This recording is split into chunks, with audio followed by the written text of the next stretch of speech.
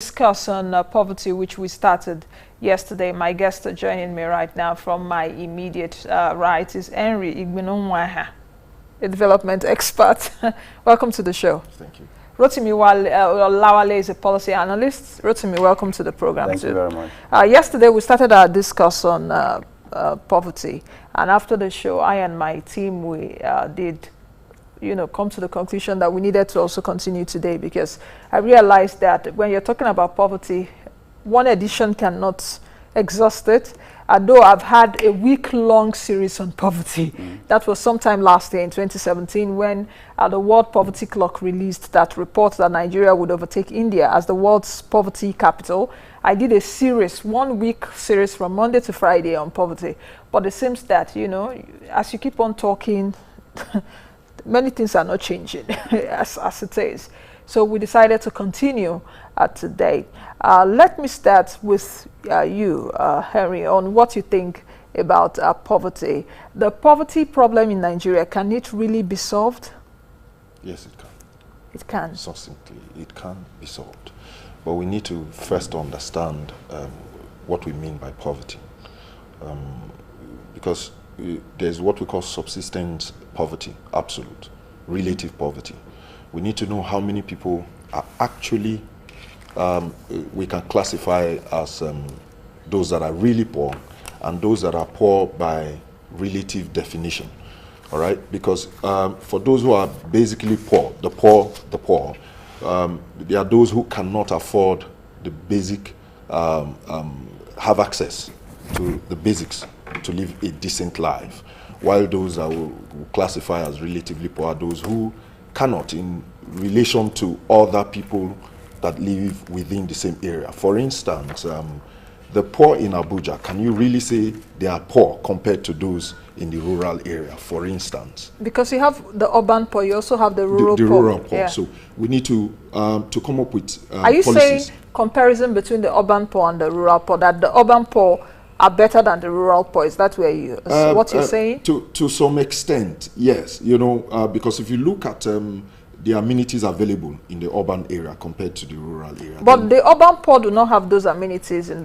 their areas. Because that's even a research we've done. Yes, I and my team. Access to it is easier in the urban area. I'm not saying they do have it in totality, but access to it is easier compared to the rural area. You understand what I mean? If you have problems with your light, for instance, it's easier to access a disco in an urban area than in a rural area. So your access to these amenities, to these facilities you need to live a decent life, are far easier in the urban area than in the rural area.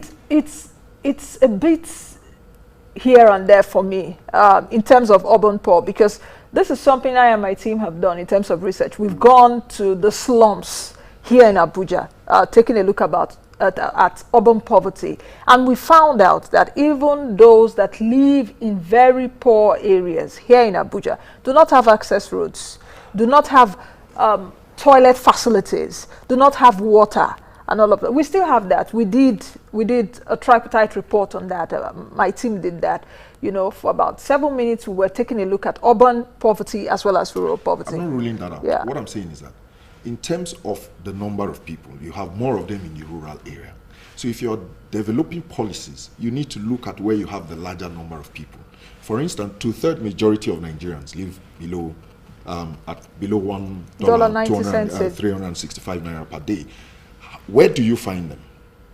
In the rural areas. Thank you. More of them. That's what I'm saying. So when you come up with policies, your policies should be able to address the challenges that you would find in accessing those people at rural areas. I don't know if you understand me. Compared to those because our policy seems to be centered around those in the urban area. You find our development initiatives more in the urban area than in the rural areas. Okay, let me bring in Rotimi here. What do you think? Well, I disagree a bit slightly with him, because you don't even need to go into the urban slums. Right here in the city of Abuja, in the city center, there are a lot of poor people. I for one knew. Is it poor people living in the city center? In the city center, I for one know areas in Abuja in the city center where uncompleted building. People live there. They there are don't a lot have of them. They don't have rent. They don't have money to pay for rent. They pay the guard who guards the place 100 naira daily to put a mat on the If floor. the owner of the house has like seemingly abandoned the house, or and then they just live there. They are there.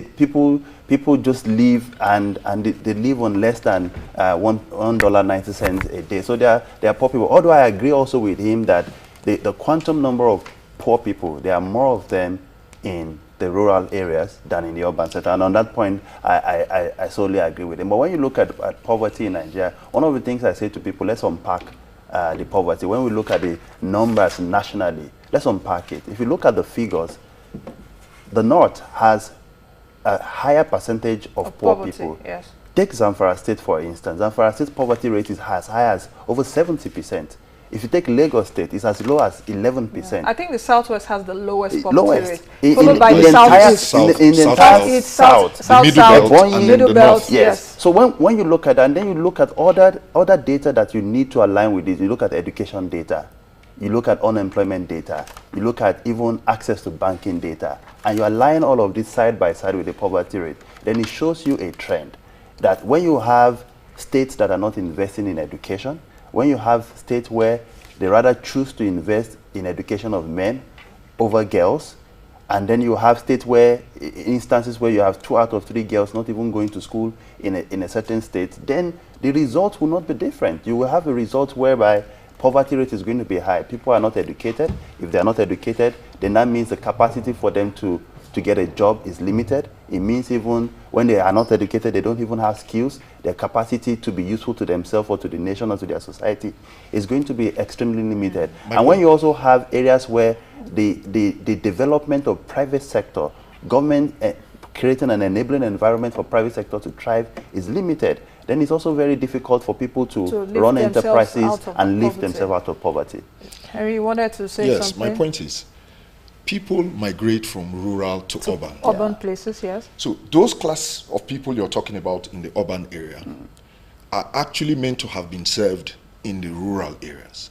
Now, when you develop policies for purposes of improving the economy, they should be able to deliver these development initiatives down to the rural people. You don't need them to migrate to the urban before you take care of them. So if we define the poor of the poorest, the class of people we're looking at below, and realize where they are located within the population, we'll find out that we need to deliver these development initiatives at the rural area.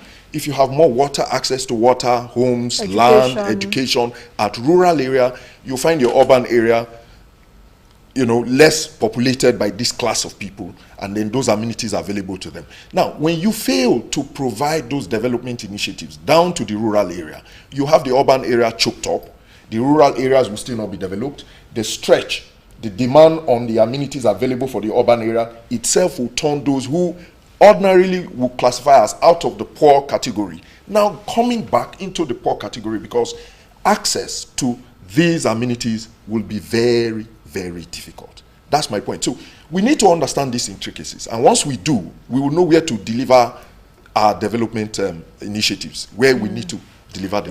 No, for me, I've talked about poverty over the years a lot of times, and I'm trying to investigate further into poverty. Like I said, I've done a lot of shows on the poverty, and it really saddens me that the more you talk is as if things are not happening as rapidly as you want them. In fact, after yesterday's show, someone sent me a tweet that, Nancy, you've been saying over the years, and you've been talking after the show yesterday also on poverty, seems to be in fertility.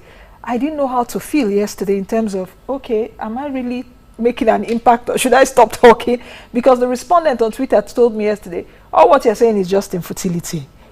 What I'm driving at is that poverty is created, yes or no? It is. Yes, it is. Isn't it? Yes. Poverty is created. It's not handed over to us, as it were, by the supreme being, God, as it were. Isn't it? Yes. So how come that Nigeria is a republic of the poor right now, the world's poverty capital, that we've been warned months ahead, and yet we have a lot of poor people living in Nigeria, more than India, that is 1.2 billion people, the second largest population in the world? I can't just phantom it. What do you think? Okay, I'll sum up all the reasons in one realistic, practical reason.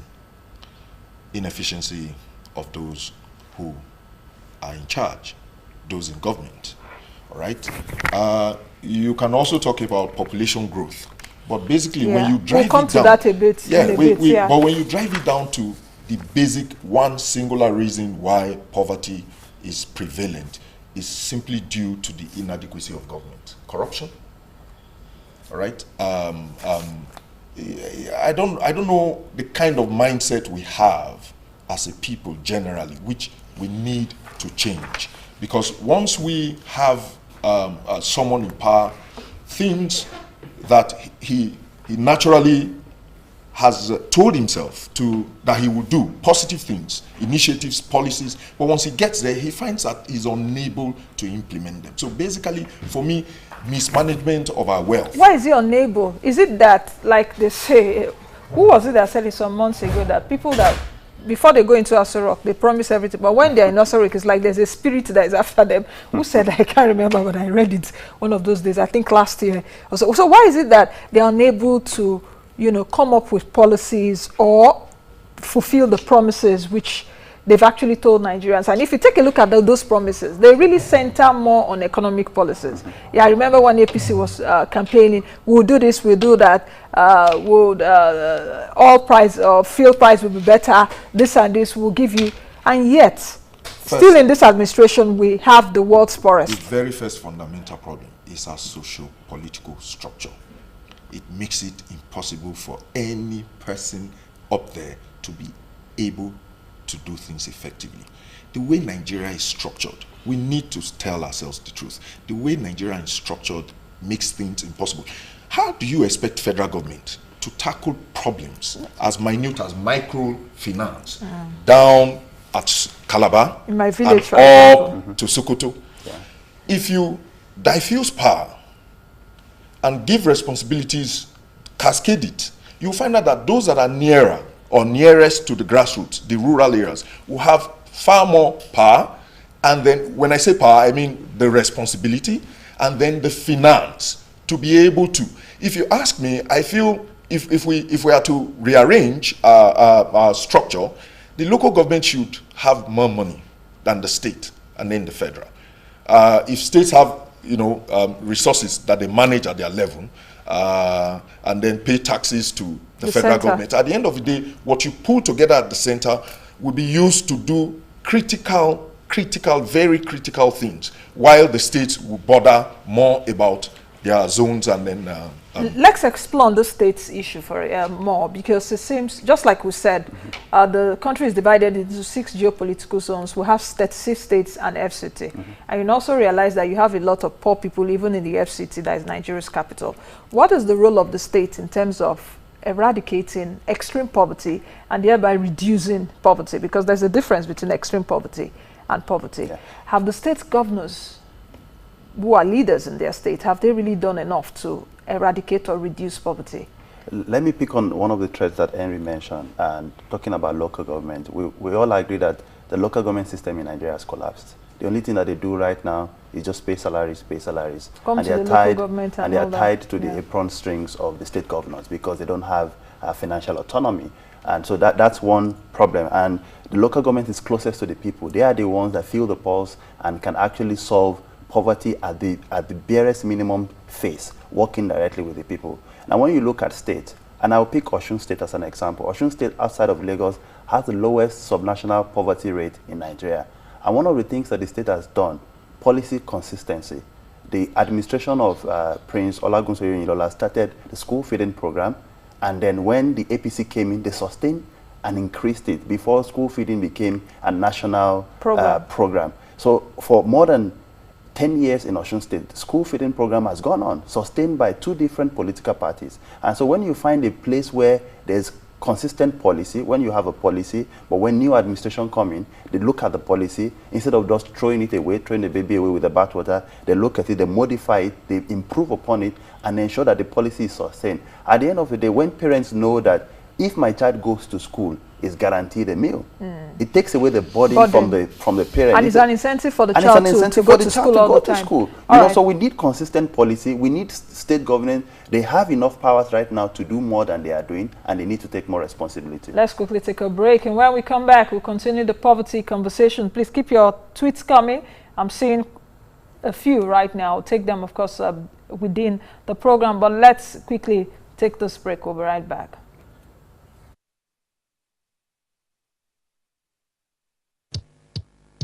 Now why for this life, oh, now so palava. I tire for this problem, I tire for life, oh. Guinea, no work, no food, no house, no life. This small water, then they bring now so dirty, they pull am. This small money, I they get now social transport, they chop am. School low, now headache, hospital, no work. I tire for life, oh. My brother, waiting you they think, oh. My sister, help don't come. SDP, MKO, Kingibe, action. MKO, Kingibe, SDP, progress. Abiola na the hope, SDP na the party to solve our problem and better our life. Oh, MKO, MKO, MKO, action. Abiola, Abiola, Abiola, progress. Now him be the hope for.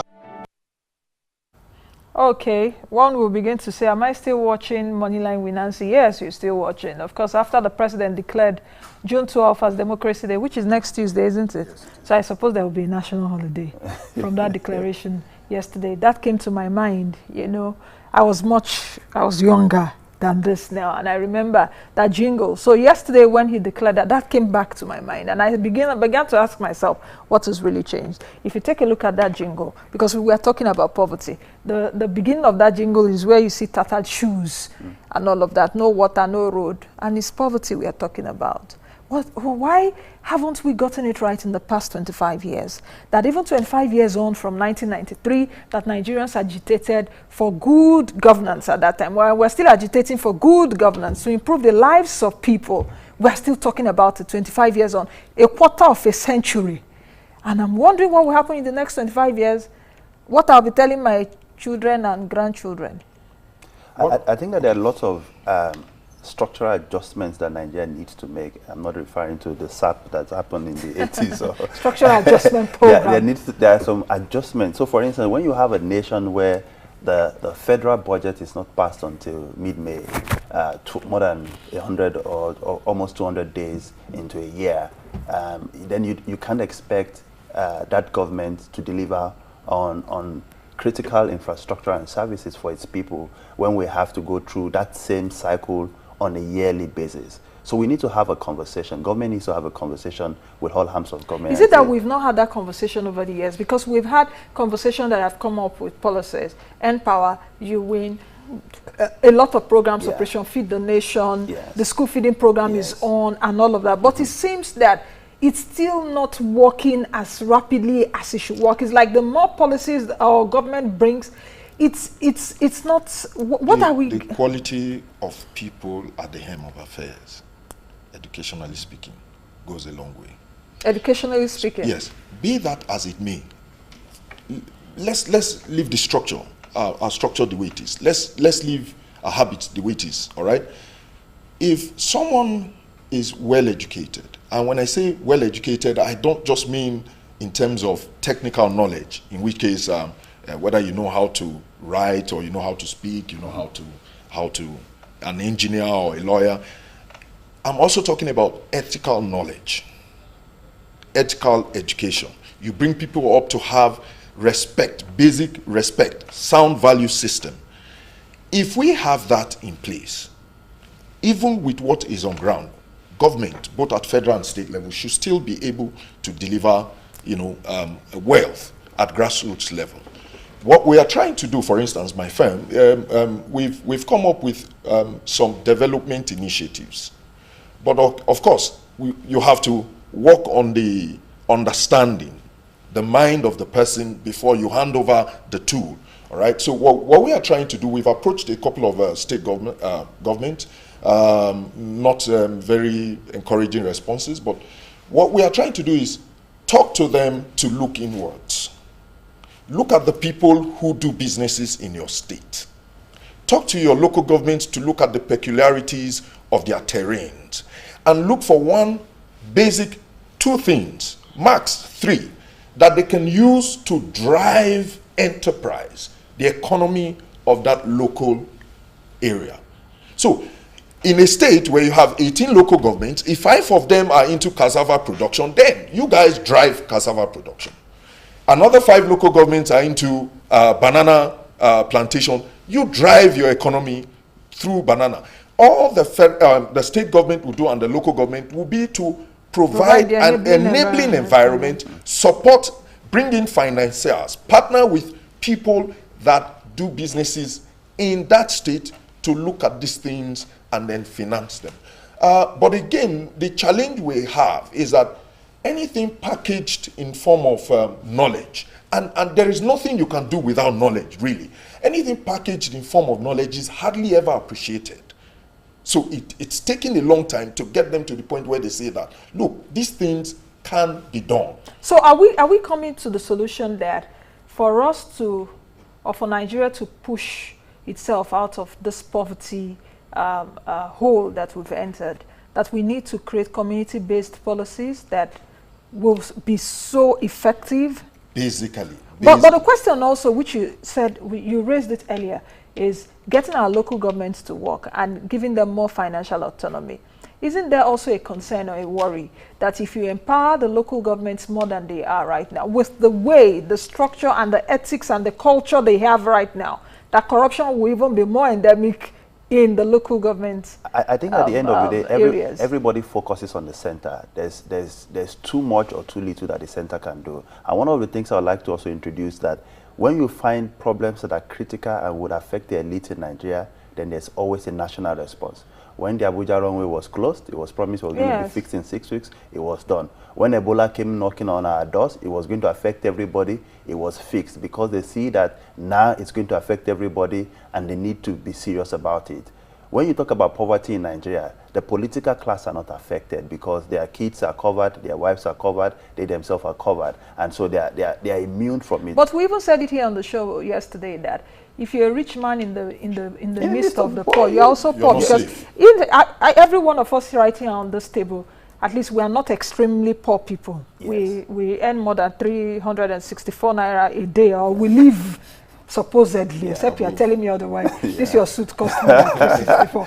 So what I'm trying to say in essence is that at the end of the day, you still have a lot of dependents that are on us. If you want to take an organogram, you get up to 20, 25 people. Even the people you are giving to other people. Yes, that's it. And one of the last things I also want to mention is also accountability. You know, when you see that we're developing a greater consciousness amongst Nigerians where people are beginning to ask more questions. And so you see federal government responding to more openness. Some states are beginning to become more open. If we provide financial autonomy to the local government, something that Okonjo-Iweala did in the past, whereby they publish on a monthly basis how much local government and state government receive. And so people begin to ask questions. You've gotten this much, what have you done with it? And so when you provide financial autonomy to local government and you empower the local citizens to know and have basic information on what has been provided, how should that empowerment come? Because the same rural people are the people that stomach infrastructure will be sold to, are the people that they will tell, give 500 naira, and you see women very sadly will wear ashwebi, tie wrapper and headgear, and go and say, hey, it's our man, oh, 500 naira. Because they've been promised several times and promises have been broken. And so they will tell you, we assume that these rural people are not smart. They listen to the news. They hear the billions being stolen. They know how much cars the governors fly. They see the governor's son getting married and how much was spent in 3 parties all over the world. And then you break all the promises. They are going to collect the money. I'm not going to blame them for collecting the money. But when we are accountable... Should you collect the money and do according to your conscience and vote right? But then it's also about who are they going to choose. All of them have promised in the past. And so who are they going to choose? Talking about money is like putting the cart before the horse. Reorientation first. Talk to the people to say the right thing. Then when you give them the tools, they will know what to do. But when you give them tools with the old mentality, they're going to get destructive. See, the point is, these people need to be retaught. they need to be retaught. They need to be retaught. They need to be told the right things to do. For instance, if you pump money to local government level the way they are right now, the quality of people who go into elections at that level, that's why the Not Too Young to Run bill, it's an encouragement for young people. Now, the challenge is the finance. But with the law there, so in other words, what you're seeing now is reorientation before empowerment. Okay. Sorry to hold you. No problem. Let's quickly take another break. And when we come back, it will be the concluding part of the program. We'll try as much as possible to also take a look at solutions. Though in all we've been talking about, yes, solutions have been coming up. But let's quickly take a break.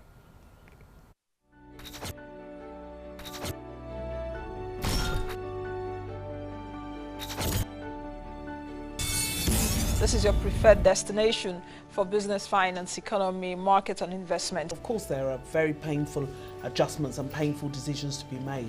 I'm very confident that if we carry on the course that we're currently pursuing, Nigeria will be in a much stronger position economically. Nancy, we will be professional. Nancy, we will be apolitical. Nancy, we will not go into politics. What we will do is to focus on our banking business, but use our skills to support the efforts of government in creating jobs for people, to support economic growth and development for the country. The only way the narrative can change is if the citizens elect leaders who have the vision, who have the worldview, who have the competence to take them to a different place. Thank you for having me, Nancy, and well done for a very good job. You're the best and you know it. Yeah.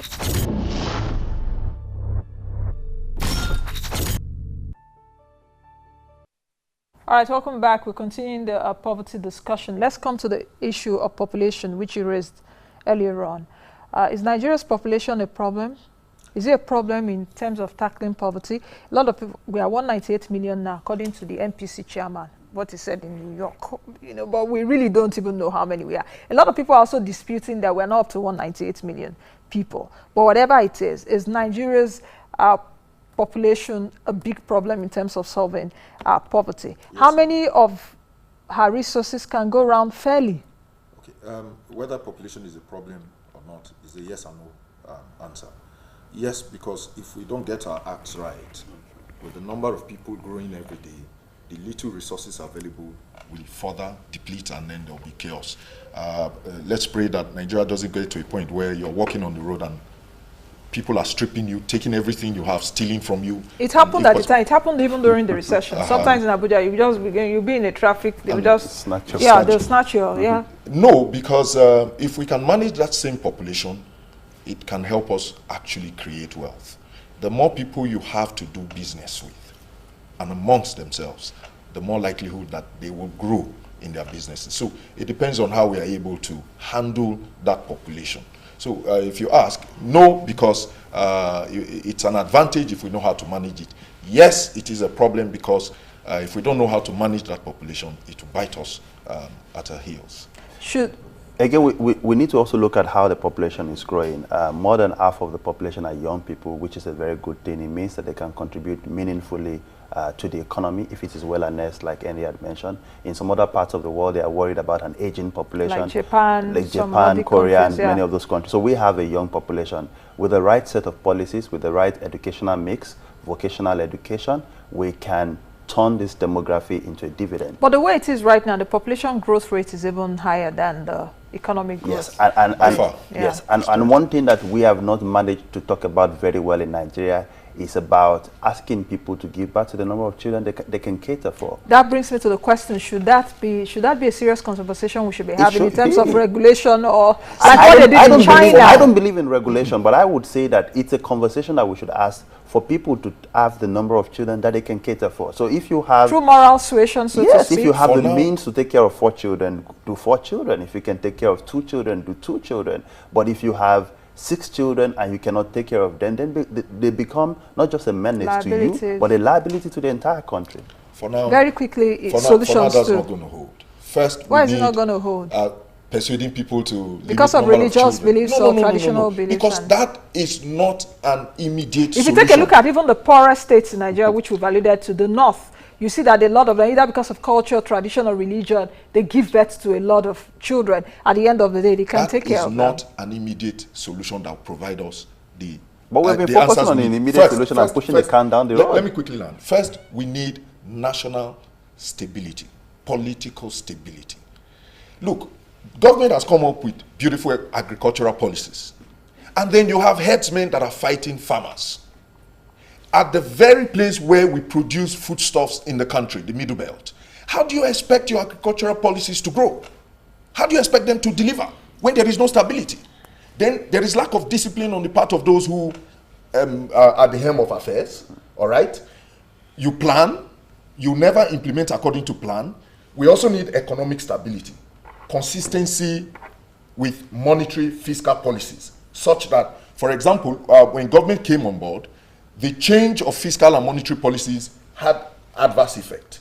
Now, we are just coming out of it. So, but if we had continued, and even if you were going to alter them, you skew them, you know, preparing for the hit back, and then when there is no economic stability, there is no political stability, then of course, it's very, very, very difficult to, and you know, you cannot stop population growth.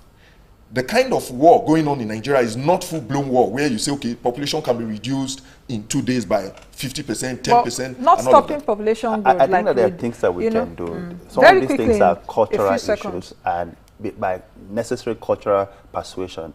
Nigeria was a place where people were giving birth to twins and say, oh, twins are not acceptable. And we stopped it. Things can be stopped. And it can go hand in hand. We will get to a point, Nigeria is going to be the third largest nation in the world by 2050. Yeah. With a population of more than double what we have, 450 million people. And if we don't start to prepare for it now, right now we have more than 10 million children out of school. The people going to public school, the quality of education they receive, after 9 years of schooling, they can't even write their names. Okay, very quickly, that's the last. China has over 1 billion people. 1.3 billion people. Now, how many of them are in school?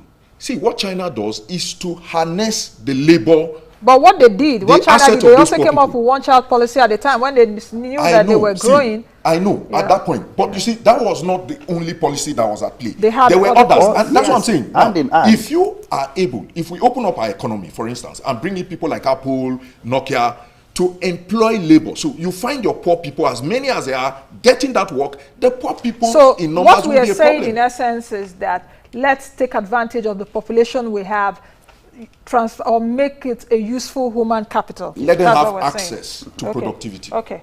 All right, let's take this comment. Emmanuel says, empowering local government can solve the problem. Rotimi, but weak institutions is one major problem confronting Nigeria. Samuel says, good day, Nancy. This is a sad development for Nigeria. A ticking bomb waiting to explode. Sonny says, good morning, Sister Nancy. Don't listen to those who say you've been talking, but nothing has changed. All right, I think that's the much.